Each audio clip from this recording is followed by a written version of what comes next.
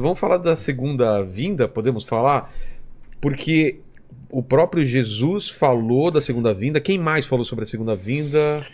Olha, todos os apóstolos falam da segunda vinda. Pedro fala muito da segunda vinda. Paulo fala muito da segunda vinda. João escreveu o Apocalipse. Exato.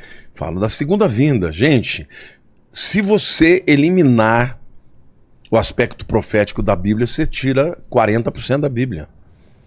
Jesus falou muito sobre a segunda vinda. Então, tem muita gente... É importante você explicar isso, ô Vilela. Eu acho bacana a tua pergunta. Porque tem gente que fala, não, vamos falar só da salvação, porque falar da segunda vinda a gente não entende muito, não sabe quando é. Mas eu te pergunto uma coisa, você está assistindo uma novela. Você gostaria de parar no meio da novela e não ver o fim? É claro que não. Um filme.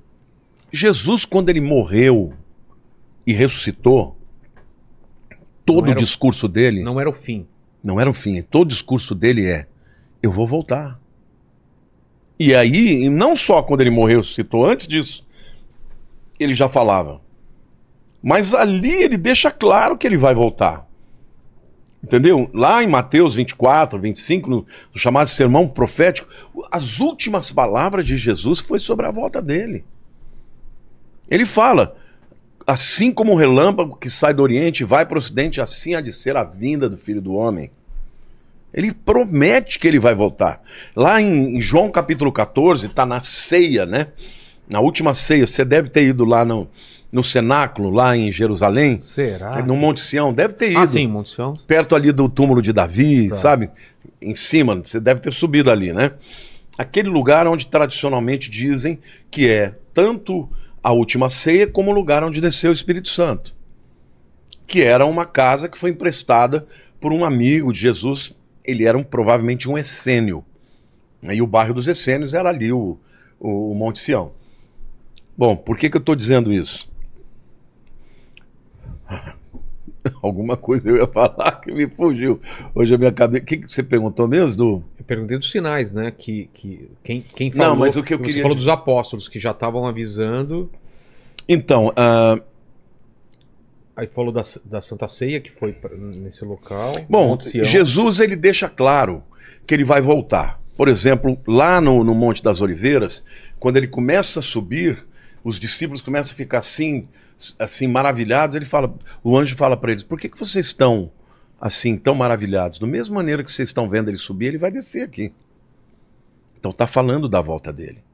Então, Jesus, ele deixa claro que... lembrei. Obrigado, meu Deus. Porque era um argumento tão importante, ele fugiu, né? Tem que ficar um pouco mais atento, que às vezes eu estou perdendo aqui. Na última ceia, que está lá, que está expresso lá em João capítulo 14, está aquele peso, né? Aquele peso, os discípulos estão vendo que a coisa provavelmente vai morrer. E aí ele começa um discurso lindo, ele diz assim, não se turbe o vosso coração. Crede em Deus, crede também em mim. Na casa do meu pai há muitas moradas. Se assim não fora, eu não vou-lo teria dito. Eu irei, prepararei-vos lugar e voltarei para vós outros, para que onde eu estiver, vós estejais também. O que Jesus está dizendo para os discípulos? Eu estou indo embora, mas eu vou voltar.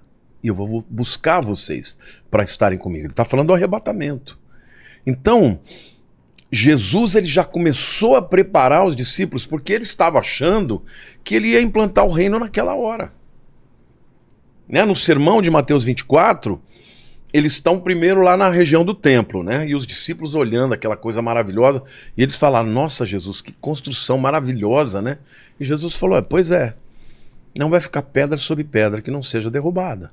Ele está profetizando o que aconteceria mais ou menos uns 37 anos depois. Porque em 70 depois de Cristo vieram os romanos e destruíram o templo. Só que aí eles falam, mas como assim? Quais são os sinais que hão de ser da tua vinda? Porque ele já está ali falando para eles que ele vai embora. Aí ele começa a dar os sinais. E na hora que ele começa a dar os sinais, ele fala de sinais da natureza, ele fala de sinais geopolíticos, de guerra contra guerra, ele fala de apostasia, de engano. Cuidado, vede que ninguém vos engane, porque virão muitos em meu nome dizendo eu sou o Cristo. Entendeu? Ele começa a dar os sinais, e Vilela, hoje nós estamos vivendo numa época em que tudo está acontecendo. Quero até permitir aqui esse espaço e dizer que no dia 16 de outubro eu vou dar uma aula grátis no meu canal do YouTube, Lamartine Pozzella. É uma masterclass, a aula mais completa que eu já fiz. Eu contratei um cineasta para fazer, é uma coisa extraordinária. Sobre as 7 tendências que nós temos no fim dos tempos. E detalhe, sempre houve esses sinais. Algumas vezes tinham mais uns do que outros. Agora está tudo acontecendo junto. Esse ano de 2023, eu nunca vi um ano igual a esse. Ah, é? Não, nunca vi um ano com tantas catástrofes que estão acontecendo. Olha, fogo em tudo quanto é lugar. No Canadá, no Havaí. Gente, coisa de louco. Incêndios. Entendeu? Incêndios na Europa. Falei do Canadá já, né? Terremotos em tudo quanto é lugar, cara. Enchentes aqui no Brasil, no Rio Grande do Sul, nós tivemos o que eles estão chamando de a maior catástrofe ecológica de todos os tempos no Brasil. Então, assim, nós estamos tendo assim muitos sinais que estão acontecendo e todos ao mesmo tempo. Então, tá chegando a hora. Você não pode dizer exatamente quando, porque Jesus proibiu, ninguém sabe o dia e a hora. Mas ele disse que era para você observar os tempos e as estações. E os sinais no Mar Morto? Sim, isso é maravilhoso também. No final dos tempos, o livro de Ezequiel diz que o Mar Morto, isso também é uma profecia linda, porque ele diz que o Mar Morto, ele voltaria a ter água potável, a ter água doce, inclusive peixes iam nadar nele e coisa e tal. Agora, detalhe, Ezequiel fala que a parte norte seria assim, mas a parte sul continuaria salgada. Agora, Ezequiel foi um profeta do exílio, nós estamos falando aí de 2.600 anos atrás. Naquela época, não existia a parte norte do Mar Morto. Era tudo uma coisa só. É uma coisa só. 50 anos atrás era uma coisa só. Quando é que o Mar Morto se dividiu em 2?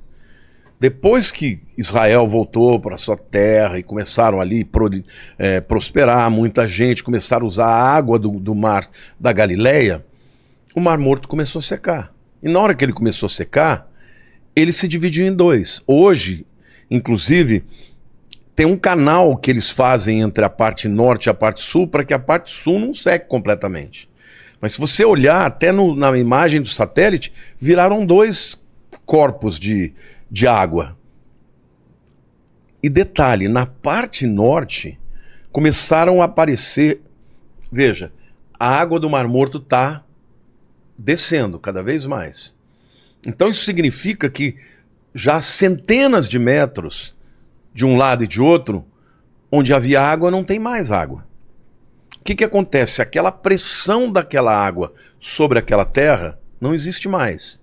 Então, do subterrâneo, começaram a aparecer crateras com água doce, que começou a pressionar para fora. Não tem mais o peso da água empurrando para baixo, a água começou a vir de baixo para cima. De baixo. Hoje já tem mais de 9.000 crateras, chamadas de bolaines. Essas crateras de água doce, algumas são gigantescas, já tem peixes nadando. Então, a profecia começou a se cumprir. Ainda